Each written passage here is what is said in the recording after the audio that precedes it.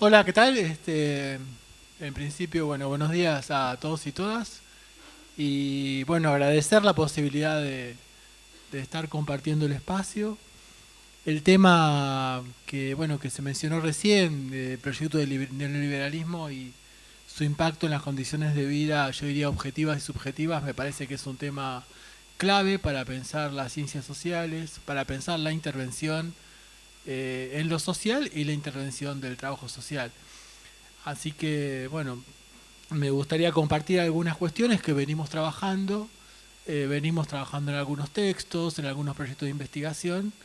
Y las conferencias creo que sirven como para eso, ¿no? Como para intercambiar y presentar ideas, algunas más trabajadas, otras en proceso de elaboración. Como para empezar a conversar, diría que podemos tener diferentes vías de entrada para pensar el tema, que se podría resumir cómo el neoliberalismo impacta tanto del punto de vista objetivo como del punto de vista subjetivo, ¿no? En principio, creo que queda claro que el neoliberalismo no es un proyecto económico, es un proyecto de sociedad que viene generando, yo diría, estragos a nivel no solamente de nuestro país, sino a nivel mundial. Son décadas de construcción de un proyecto económico que se transforma en un proyecto societal que coincide con la caída del modelo keynesiano de la economía y la imposición, en el caso de nuestros países de América Latina, a sangre y fuego a través de dictaduras militares de un modelo económico que es el que hoy está como más exaltado, digamos, donde lo más importante es el mercado, que todos conocemos, si quieren hablamos un poco de neoliberalismo, pero se necesitó una dictadura militar en la Argentina como para imponer esa cuestión y por eso estamos hablando de un modelo económico que lleva décadas de aplicación, que a veces tiene mayor intensidad y a veces tiene menor intensidad. Si pensamos desde el punto de vista de lo social, ¿no? O sea, la pregunta que nos podemos hacer, ¿qué genera el neoliberalismo socialmente? Y ahí yo plantearía la idea de la relación en lo social, el neoliberalismo y la fragmentación social. Es decir, vivimos en sociedades cada vez más fragmentadas. Lo que se fragmenta es el lazo social, como para empezar a conversar. Y ahí fíjense que tenemos un tema de intervención, porque la pregunta que nos aparece desde el campo de las ciencias sociales y los que venimos del trabajo social nos interpela mucho más, es qué hacer frente a ese lazo social perdido, a ese lazo social fragmentado, cómo hacemos para trabajar en función de esa reparación. Pero la fragmentación, agregaría, no solamente tiene que ver con el lazo social, sino que también la podemos ver a nivel institucional. Lo que hace el neoliberalismo es hacer estallar el estado de bienestar, hacer que éste estalle en múltiples fragmentos y a partir de esa multiplicidad de fragmentos generar múltiples espacios donde cada espacio institucional construye su propio sujeto de intervención. Eso se ve mucho en las prácticas. Yo soy trabajador social, bueno, ya se me presentó, trabajo como trabajador social y esto se ve prácticamente todo el tiempo. En el sentido de que una cosa es el sujeto escuela y otra cosa es el sujeto, ese niño en el hospital o ese niño en el Consejo de Protección de los Derechos de la Niñez. Son tres niños distintos en el mismo niño, mirado con distintas cuestiones, lo que, bueno, daría como para charlar como para hacer un curso sobre eso, pero básicamente estamos hablando del efecto institucional que genera el estallido de las protecciones sociales que propone el neoliberalismo con sus modelos de eficiencia, entre comillas diría yo, y de ahorro, entre comillas diría yo, hacia nuestras sociedades. No solamente en nuestro país, insisto, sino en América Latina y también en los países centrales se ven efectos del neoliberalismo. Y el otro elemento que tomaría en función de fragmentación, como para tomar tres elementos que consideramos como relevantes, es la fragmentación del territorio. O sea, quien haya hecho o esté haciendo trabajo territorial, seguramente verá cómo los territorios están fragmentados, en el sentido de que si yo voy a un barrio hoy, al cual fui el año pasado, me puedo encontrar con dos barrios. dos barrios que tienen dos lógicas constitutivas diferentes, dos formas diferentes de comprender y explicar los problemas sociales. Incluso me puedo encontrar con tensiones. Eso lo vemos nosotros en nuestros proyectos de investigación en la Universidad Nacional de La Plata. Hay una puja por lo territorial, hay una puja por el territorio, hay una puja por el acceso a los servicios sociales, por el acceso a las protecciones sociales, que se transforman en pujas territoriales que son producto de la fragmentación y generan aún más fragmentación social. Entonces digo, como para redondear una primera parte de la exposición, diría el neoliberalismo genera fragmentación social. ¿Qué queremos decir con esta palabra tan usada? Digo, bueno, bajémoslo a la realidad y bueno, yo donde veo fragmentación, en el lazo, en las instituciones y a nivel territorial. Por otro lado, también vinculado con la conferencia, obviamente hay una autora interesante norteamericana, se llama Wendy Brown, que me parece interesante leerla. Ella tiene un libro que se llama Un pueblo sin atributos. En este libro lo que trata de explicar es el fenómeno Donald Trump en los Estados Unidos, pero ella arranca con el neoliberalismo y hace una definición muy interesante del neoliberalismo que se las comparto, así en dos palabras.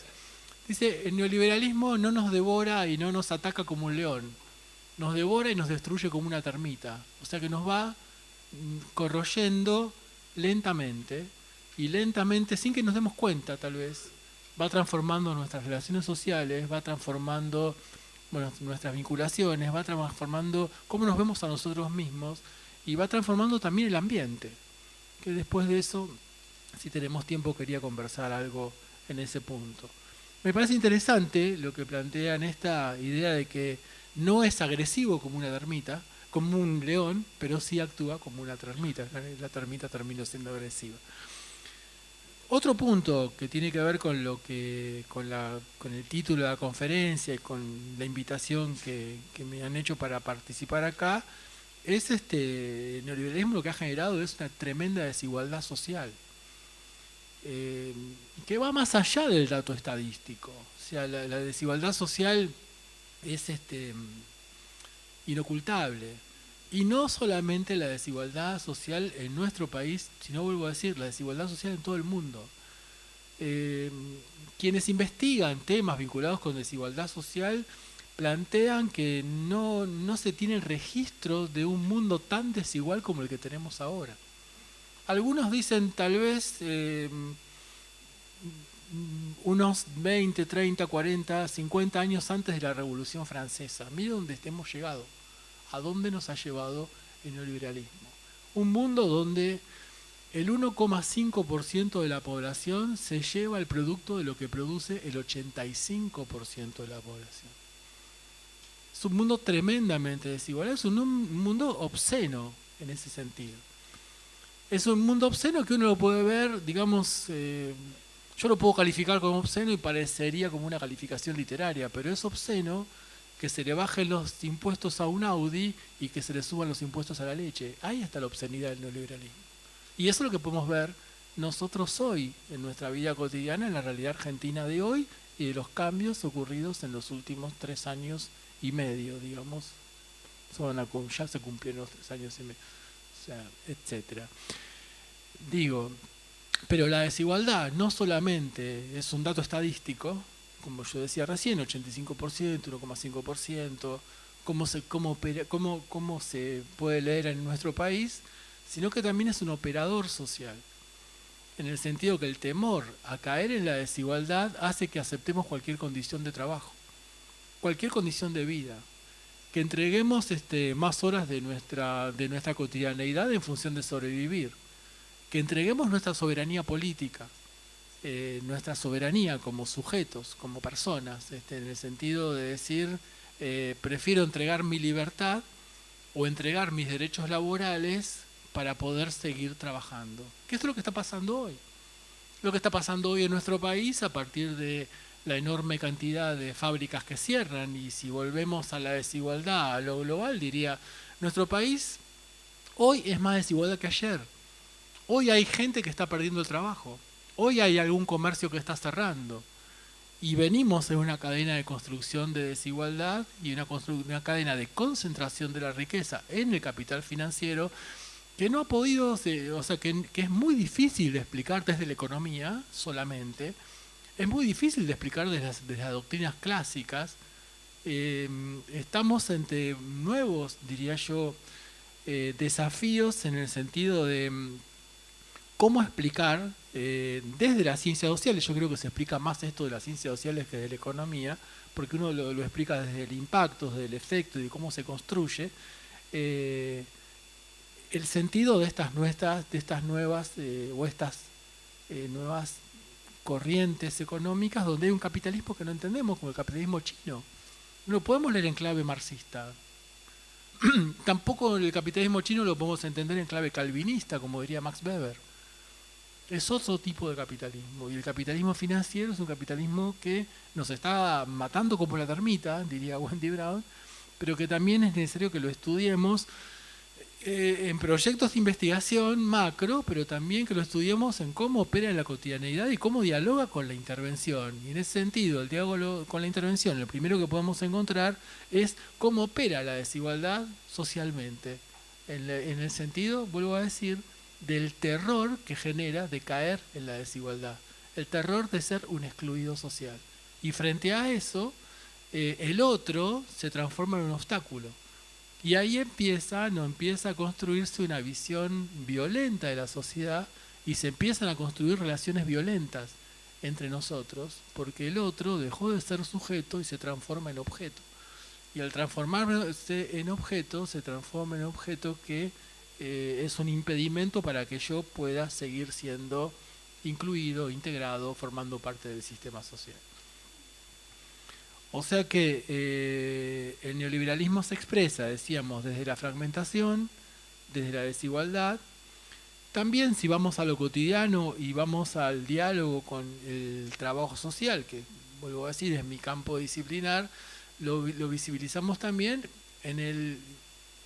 digamos, en la búsqueda de desmantelamiento del sistema de protección social. Esto se hace mucho más claro en los últimos 3 años. Es decir, el desmantelamiento del PAMI, el desmantelamiento del hospital público, el intento de desmantelamiento de la universidad, el ataque frente a todo lo que es público, ese concepto que apareció de caer en la escuela pública, habla de un deterioro, digamos, sistemático, pormenorizado, trabajado, que intenta destruir desde adentro, de vuelta a la termita, todo lo público en términos del sistema de protección social. Entonces los trabajadores sociales, cuando estamos trabajando, cuando estamos interviniendo, nos encontramos que trabajamos con el problema social, trabajamos con los lazos sociales, pero cuando vamos a apelar al sistema de protección social, es decir, a las protecciones sociales, a la gestión de recursos, nos encontramos sin recursos y tenemos que volver a trabajar otra forma de construcción de esto que se viene deteriorando fuertemente en los últimos tiempos. Por otro lado, diría, si seguimos en esta línea de pensar el desmantelamiento del sistema de protección social, hablaría también de lo que logra el neoliberalismo, y esto sería como un impacto subjetivo, que tiene que ver con que naturalicemos la pérdida de derechos. Es decir, todo lo que habíamos logrado, todo lo que se fue logrando en décadas, de repente lo perdemos. Y hay otros derechos que podemos seguir perdiendo. Porque nada es seguro. Podemos incluso perder derechos que fueron muy trabajados y que tienen que ver con libertades individuales, como el matrimonio igualitario, por ejemplo. Yo no sé hasta dónde vamos a poder seguir manteniendo esos derechos en la medida que yo diría, si no hay una oposición fuerte al neoliberalismo, en la medida que al neoliberalismo le convenga o no le convenga, seguirán presentes los derechos. Entonces se naturaliza. Entonces ahí tenemos otro tema de intervención. ¿Cómo desnaturalizamos desde nuestras prácticas esto que la sociedad está naturalizando? Que ese sujeto de intervención, ese otro, en términos de sujeto de intervención, naturaliza. Por otro lado, si seguimos hablando de derechos, hablamos de que ese desmantelamiento del sistema de protección social lo que trae es una caída de los derechos sociales. Los derechos se transforman en otra cosa. se transforman en condicionalidades, y esa caída de derechos sociales también implica una caída de los derechos civiles.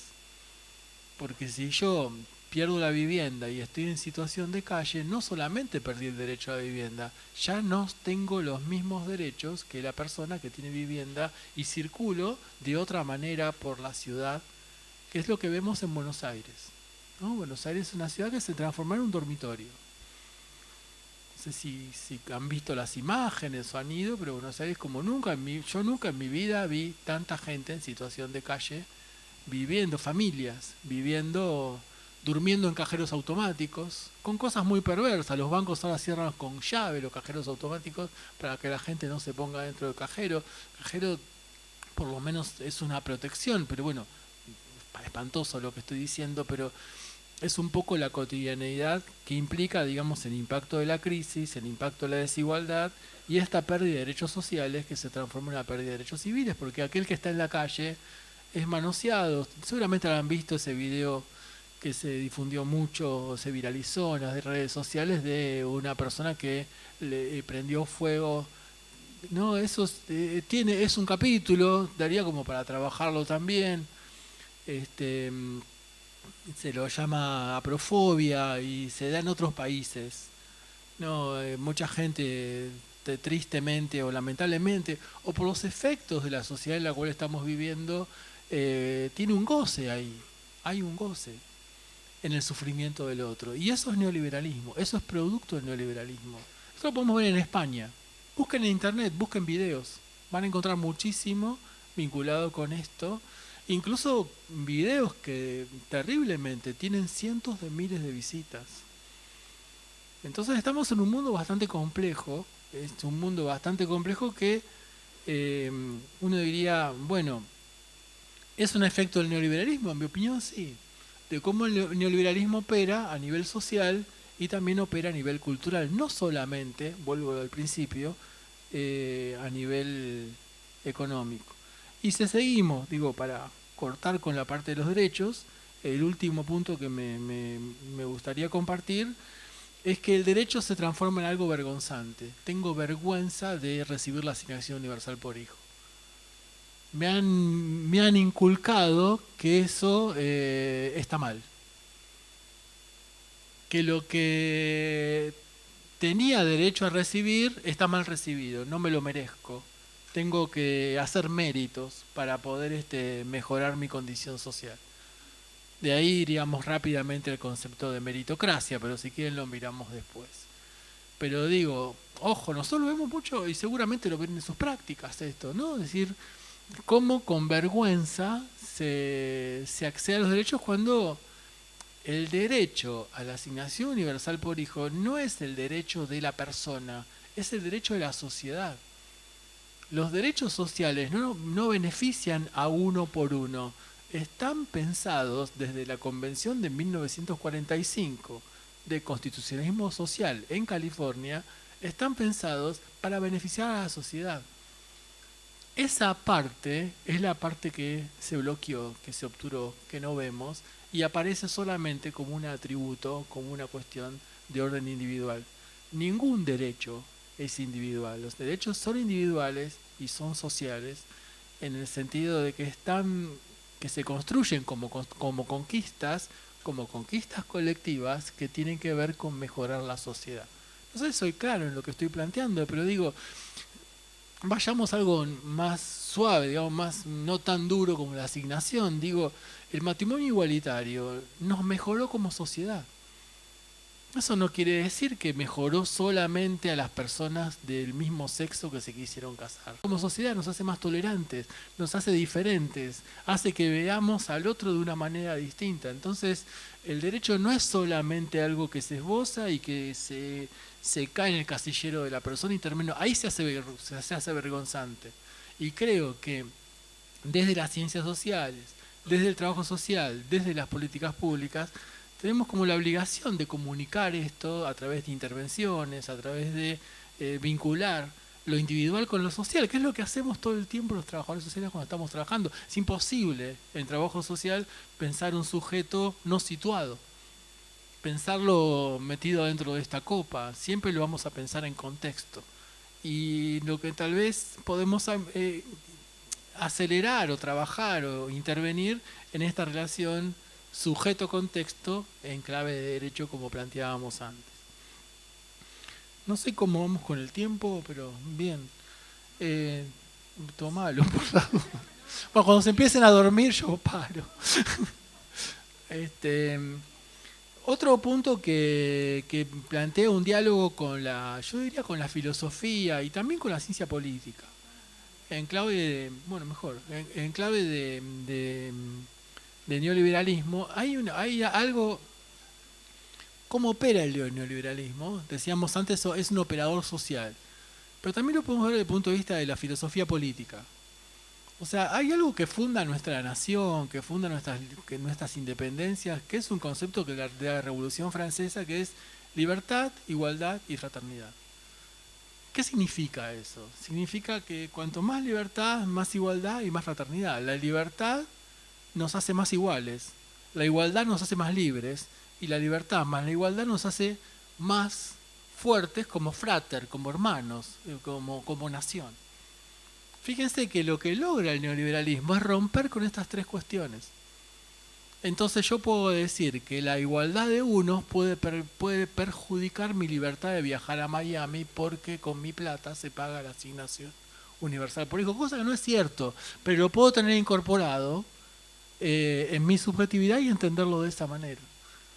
Entonces, fíjense hasta dónde se construyen nuevas formas de subjetividad, que es un tema que yo creo que muchos de ustedes ya lo han trabajado, esto lo conocen, hay mucha gente que está trabajando con esto, uno podía escuchar esto, en lo personal yo lo llevo más al campo de lo social, pero dialogo bastante con los textos de Jorge Alemán, que es un psicoanalista lacaniano argentino que creo que vale la pena leerlo, donde él pone más el acento desde en la mirada psicoanalítica, pero digamos que hay muchos puntos en común. Creo que esta ruptura de libertad, igualdad y fraternidad, donde aparecen jugando cada palabra con su propio sentido, cada palabra ya tiene una significación propia, bueno, rompe la sociedad y rompe la idea de nación. ¿Cuándo nos acordamos que somos argentinos? Bueno, ahora, hoy o mañana, creo que empieza la Copa América, entonces se sale con la bandera y si se pierde, pues muy bien no nos está yendo en fútbol, así que y en ese sentido ahora con el fútbol femenino estamos mejorando un poco. Pero bueno, me refiero a esta cuestión como un efecto a pensar y a discutir en temas de investigación. Y la idea de que más que nada que uno quiere transmitir es cómo interpretamos esto en lo cotidiano. ¿Cómo interpretamos a esta persona que tiene vergüenza de sus derechos o esta persona que me dice, pero claro, si hay tantos planeros, yo que me forcé, me perjudico? ¿Qué instrumentos tenemos qué instrumentos teóricos y qué instrumentos interventivos, instrumentales, metodológicos tenemos como para mirar estas cuestiones? Por supuesto que esto trae violencia. Yo no me refiero a la violencia que vemos en la televisión, que existe, obviamente, esa violencia del asalto al kiosco, el contorsionista, fue la noticia de la semana pasada, que lo pasaron 20 veces, o sea que en realidad vimos 20 contorsionistas o 200 contorsionistas, cuando en realidad fue un solo caso en un solo lugar, no sé si, bueno, se vio mucho eso. Yo me refiero a la inseguridad social. La inseguridad social es no sé cuánto voy a pagar de luz el mes que viene. La inseguridad social es no sé si voy a poder pagar el alquiler. La inseguridad social es no sé si voy a ir al hospital y me van a atender. Eso es inseguridad. Y esa inseguridad genera, digamos, violencia, vuelvo a decirlo, donde el otro se transforma en un obstáculo. Creo que no es muy complejo lo que estamos conversando. Es decir, con irnos a una esquina, no sé cómo están en Villa María, y esperar que dos autos se rocen, ahí uno encuentra esta escena rápidamente donde la otredad se difumina y se pasa a una violencia donde aparece toda una cuestión de puesta en escena corporalidad bastante significativa que también da como para seguir trabajando algunos temas. Y digamos como ejemplo, como elemento vinculado con lo subjetivo, hablaría de la falta de certezas, como decíamos recién, ¿no? Fíjense que ¿dónde encontramos falta de certezas? En las guerras. Cuando un país está en guerra, nunca se sabe qué va a pasar. La guerra está definida como el lugar donde hay una falta absoluta de certezas. No estamos en guerra, pero estamos casi en guerra en ese sentido, si miramos, digamos, la cuestión de la incertidumbre, como decíamos recién, y la construcción de certezas, el digo en positivo. Otra vía de entrada que podemos tener, haciendo digamos, un salto, digamos, capítulo 2, para decirlo de una manera rápida, es cómo mirar esto desde el punto de vista del trabajo social o de la intervención social, es decir, de las prácticas sociales.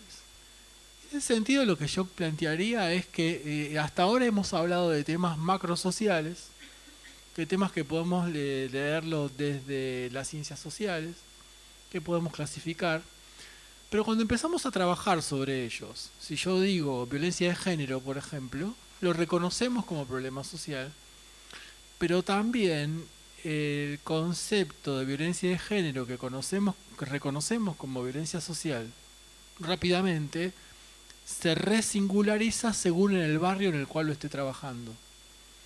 Y ahí es un punto de atención.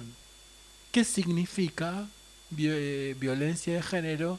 Y usted, quien esté trabajando, lo sabe eso. No es lo mismo el centro que la periferia, por decirlo rápidamente. Eso no quiere decir que sea mejor un lugar que otro.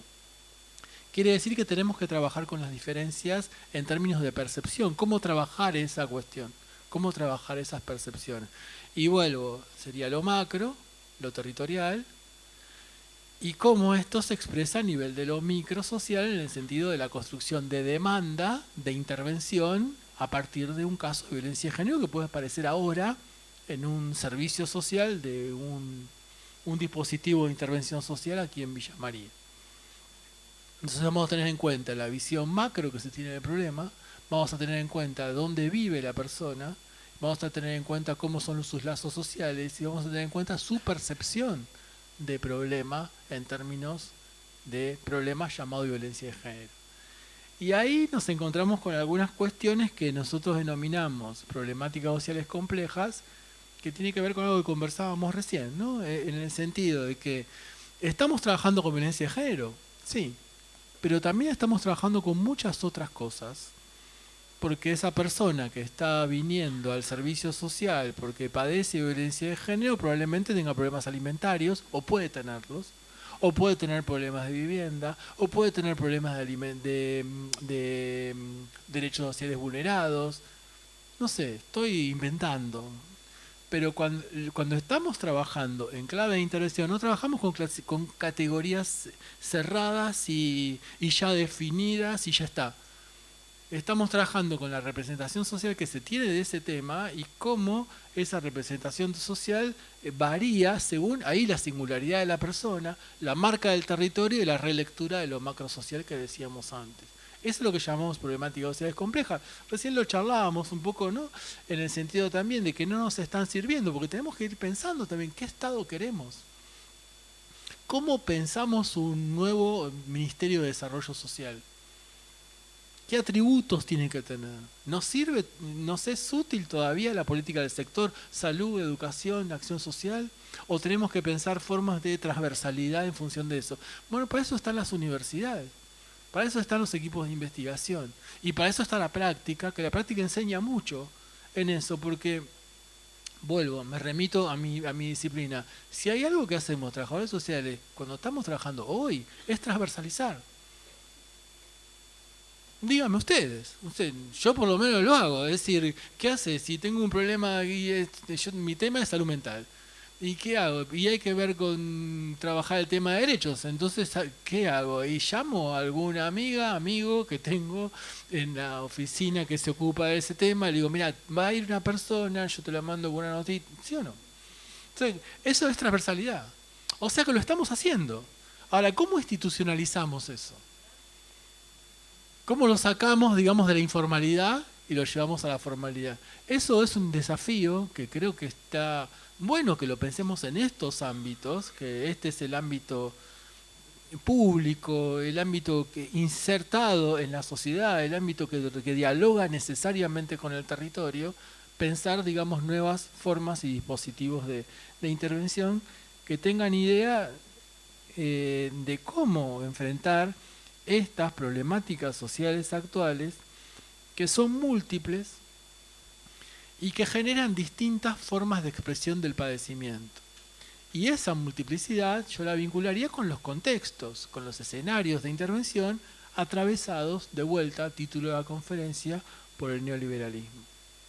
Hasta acá estamos, con el tiempo vamos bien, seguimos. Entonces, digo, cuando hablamos de lo macro, de lo meso y de lo micro recién, agregaría también que esa cuestión de lo macro social, lo territorial y lo micro social está atravesado por algo que mencionamos antes, la incertidumbre, pero algunas cosas más. Fíjense qué tema que uno discute siempre con los psicólogos, ¿no? El tema de la ley, ¿no? O sea, en el psicoanálisis se centra mucho en la mirada de la ley, ¿no? La importancia de la ley. ¿De qué ley podemos hablar en la Argentina? Cuando hay un fiscal que hace 70 días que está en rebeldía. Cuando hay un juez que trabaja con fotocopias de cuadernos que se quemaron en una parrilla. ¿De qué ley? O sea, ¿qué respeto a la ley le podemos pedir a un joven que tiene conflicto con la ley penal cuando lo que mira, cuando enciende la televisión, es una pantomima de ley? Entonces digo, esto también se inscribe en la subjetividad y también nos genera un problema en términos de pensar la sociedad y en términos de intervención, ¿cómo construimos responsabilidad? Cuando la ley está ausente, metafóricamente hablando. Entonces también es un tema de intervención. ¿Cómo construir responsabilidad? Y tal vez tendremos que pensar dispositivos grupales que sean productivos. Se me ocurre como ejemplo pensar en el teatro, lo que se me viene a la cabeza ahora, un grupo de teatro donde tenemos que reunirnos mañana, pero si mañana nos tenemos que reunir ya empezamos a ser responsables porque tenemos que cumplir el horario de reunirnos y tenemos que leernos el texto y tenemos que definir quién trabaja de qué cosa. Entonces, fíjense cómo la intervención ya empezaría a dialogar no solamente con el trabajo social, sino con la psicología, con el arte, etc. Entonces digo, el tema de la ley es un tema que debemos tener en cuenta porque es macro, es territorial, porque también hay ley del territorio y se expresa en lo microsocial. Y por otro lado, si seguimos con temas grandes, hablaría de una idea de no futuro, como que vuelve, el neoliberalismo genera esta incluso estética del no futuro en todo el mundo, ¿no? Si uno ubica, y yo no quiero cansar con temas históricos, pero si uno ubica la aparición del neoliberalismo en Inglaterra, década de los 70, como aparece acá en el 75 sería el preludio con el Rodrigazo y ya el 76 con el golpe militar del 24 de marzo del 76. En Inglaterra había empezado un poquito antes y lo que hace es desmantelar todo el aparato productivo británico, que le genera mucho problema a Margaret Thatcher, que después se revive gracias a la guerra de las Malvinas. Pero ahí se genera hasta una estética del no futuro que es el punk. Ya es historia eso. El punk, hoy hablamos de cumbia, pero el punk es historia, pero si uno mira, digamos, como cientistas sociales tenemos que mirar también las expresiones culturales y en ese sentido la consigna del punk es no futuro, no hay futuro. Entonces, eso es lo que dice el punk. Pero hay futuro. Si no hay certeza, no hay mucho futuro. Y si no hay futuro, no hay pecado. Eso dice una canción de los Sex Pistols. Y si no hay futuro, no hay pecado, quiere decir que yo hago lo que se me ocurre hacer y se rompió de vuelta la idea de igualdad, libertad y fraternidad. Por eso digo, no me vacuno.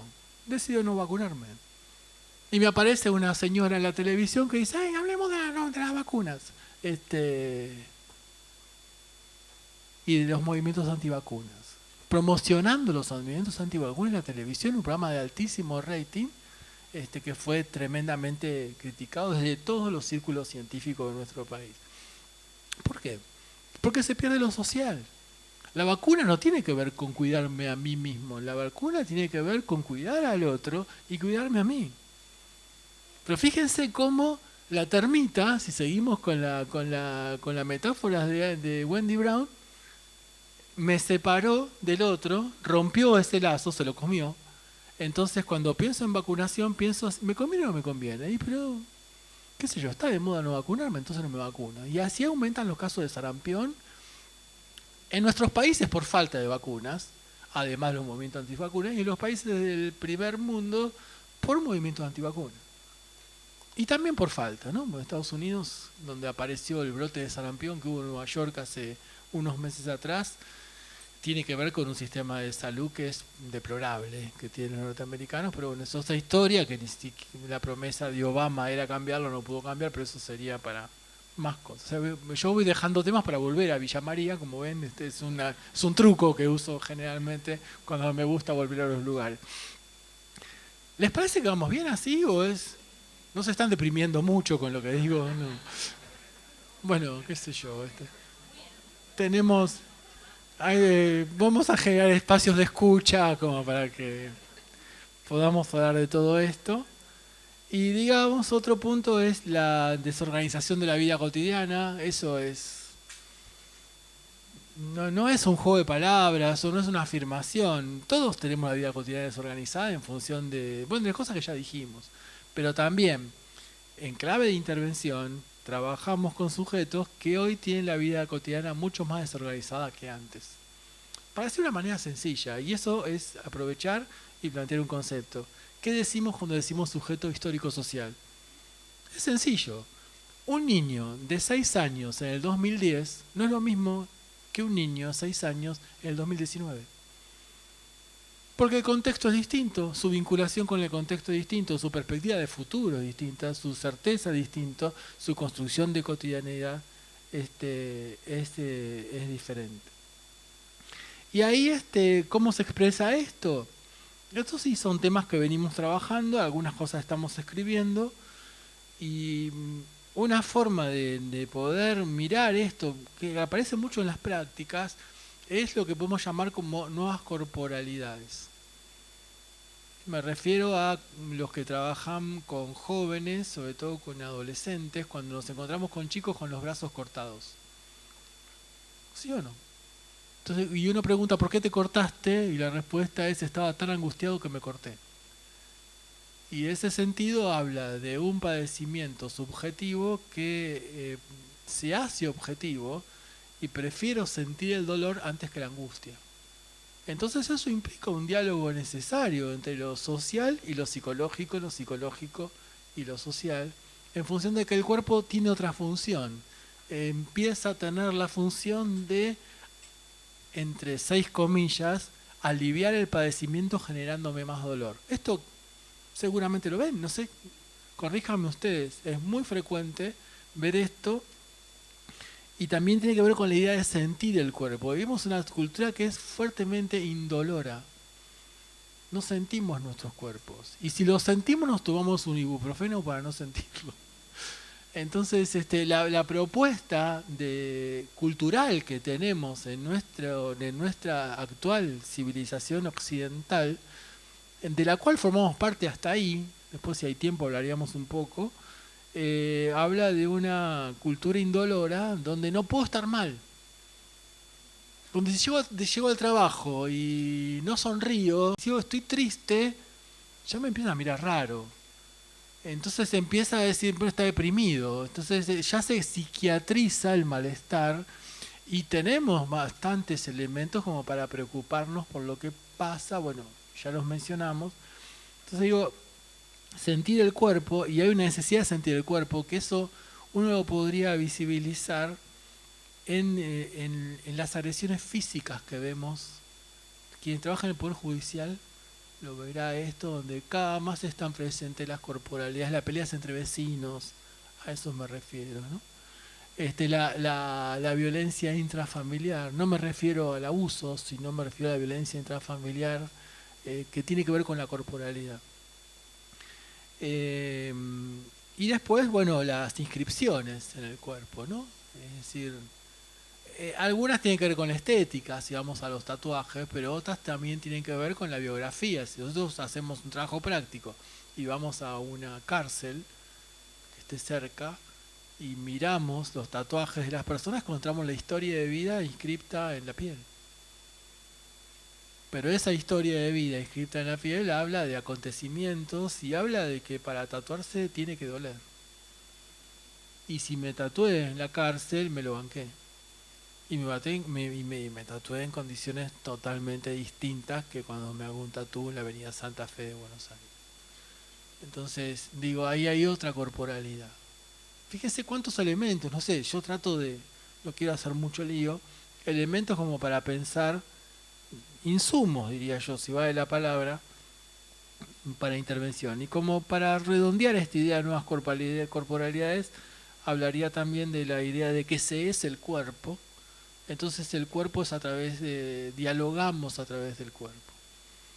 Digo, si nos vamos ahora todos y todas a un recreo de una escuela primaria y observamos, tal vez observemos violencia, pero también estamos observando lenguaje porque hay poca circulación de la palabra, entonces la forma de hablar es a través del empujón, a través... Entonces, eso también habla de un nuevo lugar del cuerpo que tiene que ver con una crisis, plantean algunos filósofos, de la dualidad cartesiana que separa cuerpo-mente, donde la mente puede dominar al cuerpo. Hoy las pulsiones del cuerpo cada vez tienen más dificultad para dominar, ¿sí? Para ser dominadas por la mente. ¿Se ve la idea o dice el lío? Porque tenemos estímulos por todos lados. El estímulo del celular, el estímulo de la luz, el estímulo de la computadora, el estímulo del PowerPoint. Entonces digo, bueno, es un tema como para pensar, para trabajar, y que tiene que ver ya vinculando el tema de la conferencia con cuestiones de intervención.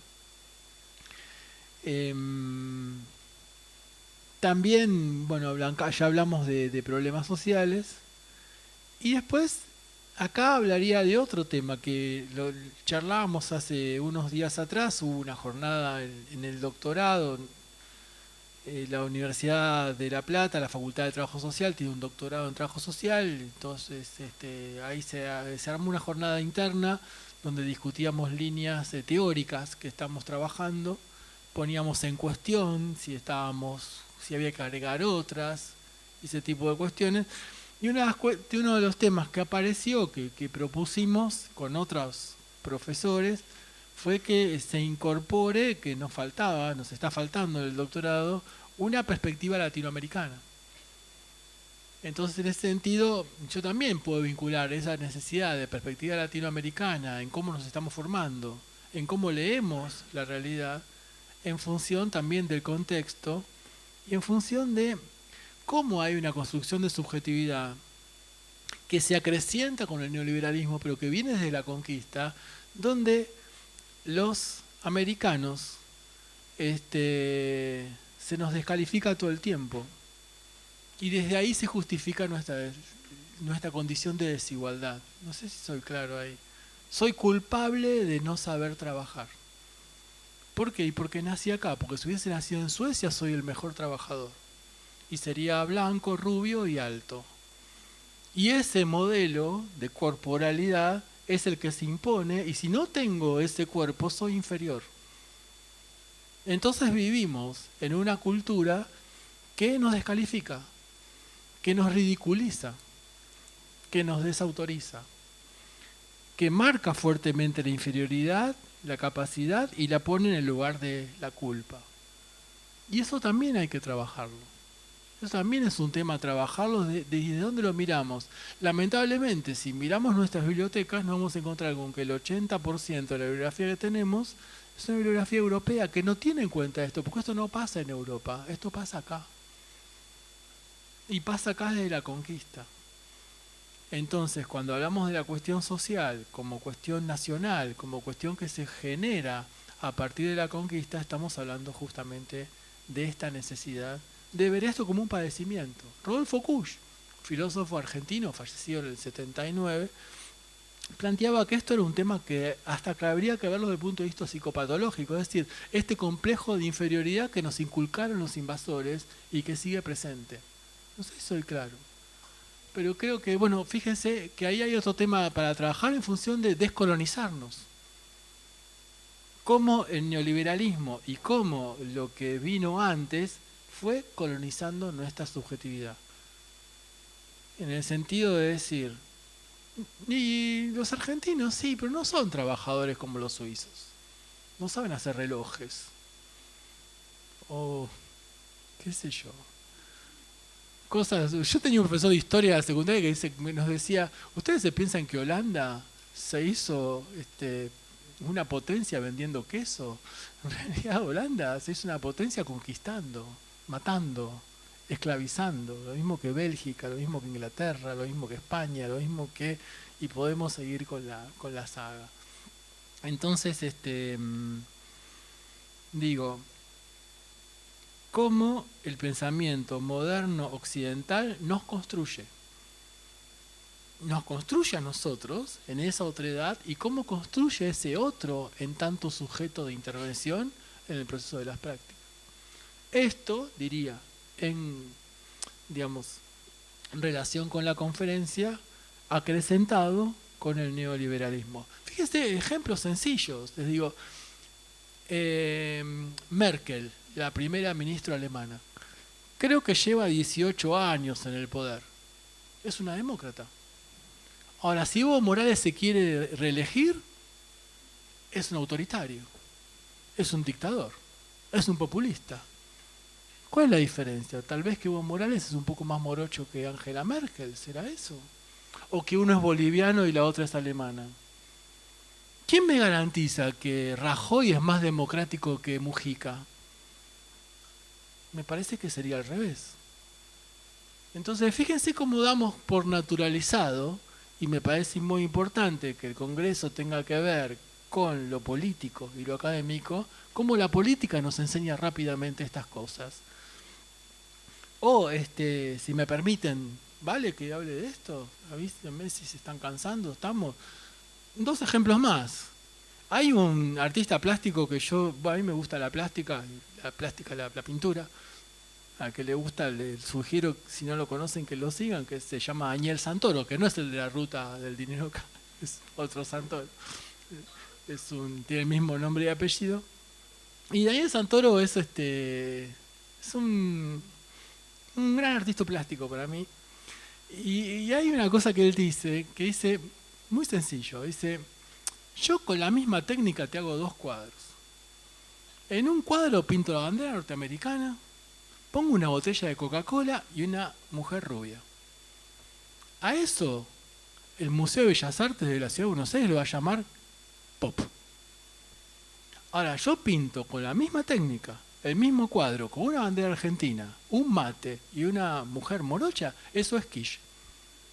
¿Cuál es la diferencia? La diferencia es colonización cultural. Pero también está en cada uno de nosotros. Eso que decía Galeano, ¿no? Los europeos hacen arte, los americanos hacemos artesanías, ¿no? Eso es bastante conocido.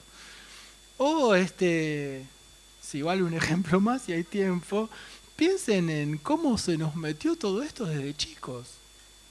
¿No? Yo les digo, si uno piensa en el planiferio que aprendimos al primer grado de la primaria, ¿se acuerdan del planiferio? Incluso está en el Google Map, no hace falta hacer un recuerdo de la primaria. ¿Sí? ¿Se ubican? Digo, yo les hago una pregunta. ¿Ubican Groenlandia en el planiferio? Es gigantesca. ¿Saben qué? Busquen si quieren, háganlo si quieren ahora en el teléfono, cuántos kilómetros cuadrados tiene Groenlandia y cuántos tiene el Congo. Y de repente se van a encontrar con que el Congo, que es un país del África, es mucho más grande que Groenlandia. O sea, todo lo del norte está como agrandado y todo lo que está para abajo está mimetizado. En el sentido de la mimetización de lo pobre. ¿No? ¿O cuánta gente dice, y estamos tan lejos nosotros? ¿Lejos de qué? Está bueno que estemos cerca de nosotros mismos, más que lejos de Groenlandia. No sé qué tiene que ver Groenlandia con nosotros, pero a eso me refiero, y como un dato más académico, si me permite, estamos en la universidad, ese mapa que yo les acabo de contar, que todos tenemos en la cabeza, es de 1569. Hay mapas mucho más modernos, pero por una cuestión, no sé por qué, no se usan los mapas modernos. Se usa el mapa Mercator, búsquenlo si quieren, que es de 1569. Entonces, el neoliberalismo logra, en mi opinión, afianzar estos procesos a través de diferentes construcciones. ¿Cómo estamos? ¿Ya estamos en horario? Bueno, dale. Bueno, yo tenía una lista de cosas como para mencionar, pero las charlamos, si quieren. Sí, me parece importante como para redondear y cerrar la cuestión de la relación de todo lo que nos implica la conferencia esta en función de la intervención como una forma de recuperar lo histórico, lo solidario, de recuperar lo social como un todo, de la recuperación de la relación con el otro. Es decir, si pensamos en el pensamiento del buen vivir, en el pensamiento latinoamericano, en el pensamiento de nuestros pueblos originarios, el sentido de la vida está vinculado con tres cosas. Con estar en armonía con los otros, con lo sagrado que sería la cultura y con uno mismo. Sería bueno como autorreflexión y sería bueno para pensar cómo transformamos esto o qué hacemos con esto, con las prácticas, con nuestras intervenciones. En cualquier campo, no solamente los trabajadores sociales. Creo que la intervención también se vincula con la descolonización de la subjetividad, esto que hablábamos antes. Es peligrosísimo cuando el esclavo quiere ser como el amo y retomar lo colectivo. Y la intervención tiene que ver, básicamente, lo digo rápido, con la idea de desordenar para ordenar de vuelta, con la idea de hacer ver, reconocer en el otro el lugar de la verdad, romper el discurso binario de la modernidad cartesiana, que separa, doy un ejemplo rapidito, ¿qué hace Descartes? Separa humanidad-naturaleza. Cuando la humanidad se separa de la naturaleza pierde dignidad, puede ser vendible, puede ser transable, fíjense cómo estamos. Calentamiento global sería un pequeño ejemplo de lo que implica esa separación humanidad-naturaleza. Si pensamos en nuestros pueblos originarios, jamás separarían ni separaron la humanidad-naturaleza. O sea que epistemológicamente estaban un poco más avanzados que Descartes. Pero bueno, así estamos. Digo, incluso en las prácticas, las dicotomías del sistema binario que yo planteaba antes, se rompe. Porque no podemos pensar individuos sin sociedad, no podemos pensar trabajar lo cuanti y lo cual, y trabajamos con las dos cuestiones. Objetivo y subjetivo dialogan todo el tiempo, o sea que la binariedad que impone el pensamiento eurocéntrico en las prácticas, y esto yo creo que es el aporte del trabajo social a las ciencias sociales, en las prácticas esto muestra caminos de resolución. La propia práctica nos lleva a esos caminos de resolución. Bueno, entonces decíamos romper el discurso binario de la modernidad cartesiana, trabajar con el lazo social perdido, visibilizar derechos, acompañar la recuperación de autonomía y pensar que dejamos de ser esclavos cuando colectivamente podemos construir nuestra propia utopía. No individualmente, porque si la construimos individualmente es meritocracia y es guerra con el otro. Y es explosión de la sociedad. Y como diría Boaventura de Sousa Santos, agregaría, con esto voy cerrando, no hay emancipación, y esto está bueno discutirlo en un ámbito académico como no hay emancipación si no hay emancipación del conocimiento. si nuestros saberes son coloniales, no logramos ninguna libertad y la universidad ya empieza a tener otro sentido. Tiene un sentido más de alienación, un sentido más de sostener el colonialismo.